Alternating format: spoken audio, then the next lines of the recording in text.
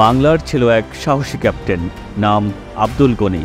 তৎকালীন পাকিস্তান সেনাবাহিনীতে সাহসী ভূমিকার জন্য সতীর্থরা যার নাম দিয়েছিল টাইগার গনি। বর্তমান বাংলাদেশে প্রতিটি মানুষের আস্থা ও গর্বের নাম বাংলাদেশ সেনাবাহিনী। বর্তমানে যার সদস্য সংখ্যা 1,63,000। এই বাহিনীর সূচনা হয়েছিল আজ থেকে 76 বছর আগে জন্ম নেওয়া একটি বাহিনী থেকে, যার নাম ইস্ট বেঙ্গল রেজিমেন্ট। এই ইস্ট বেঙ্গল রেজিমেন্টের জনক বলা হয় অবসরপ্রাপ্ত মেজর আব্দুল গনিকে। মাত্র 42 বছরের জীবনে দেশ ও জাতির প্রতি মহান দায়িত্ব পালন করে যিনি ইতিহাসের পাতায় চিরস্মরণীয় হয়ে আছেন। এমন এক সময় আব্দুল গনির জন্ম যখন বাংলার মানুষ ছিল বড়ই অবহেলিত। সে সময় সরকারি চাকরিতে বাঙালিদের সুযোগ ছিল খুবই সামান্য। সরকারি চাকরিতে বাংলা ও আসামের অবহেলিত মানুষদের অংশগ্রহণ বাড়াতে সেনাবাহিনীর কয়েকজন দুঃসাহসী বাঙালি অফিসার নানা কৌশল অবলম্বন করেন। তাদের মধ্যে অন্যতম মেজর আব্দুল গনি।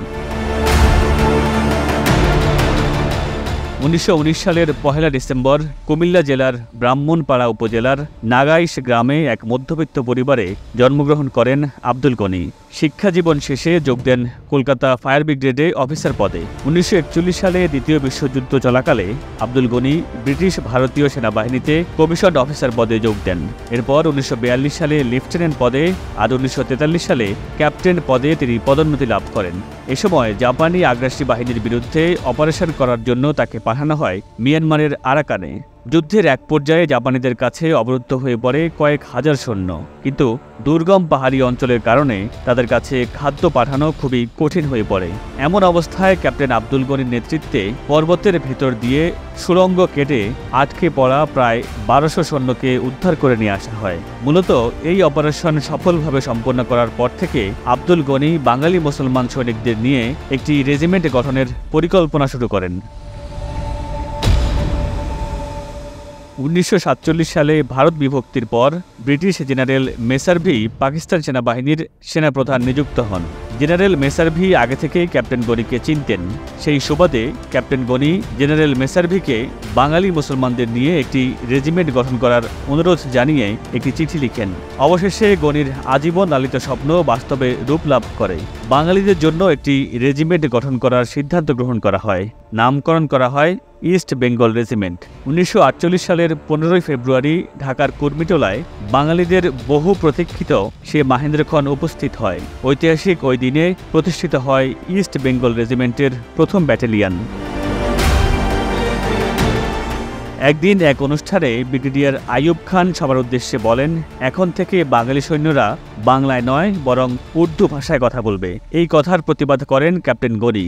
তিনি বলেন, মাফ করবেন স্যার, বাঙালি সৈন্যরা উর্দুতে কথা বলবে না, কারণ আমাদের মাতৃভাষা বাংলা। সেনাবাহিনীর সকল সৈন্যরা যেখানে আইয়ুব খানের ভয়ে সন্ত্রস্ত হয়ে থাকত, সেখানে ক্যাপ্টেন গনি প্রতিবাদ করায় আইয়ুব খান ক্ষিপ্ত হয়ে যান। এই ঘটনার পর থেকে সহকর্মীরা ক্যাপ্টেন গনির নাম দেন টাইগার গনি।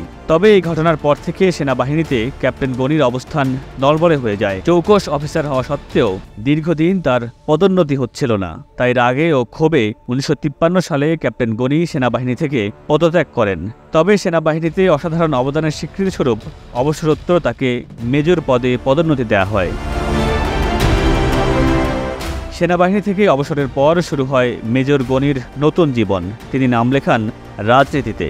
1954 সালের 22 মার্চ প্রাদেশিক পরিষদের নির্বাচনে স্বতন্ত্র প্রার্থী হিসেবে অংশগ্রহণ করে ভোটে জয়লাভ করেন। তিনি একটি ইসলামী দল গঠনের উদ্যোগও নিয়েছিলেন, যার নাম দেওয়া হয়েছিল ইসলাম লীগ।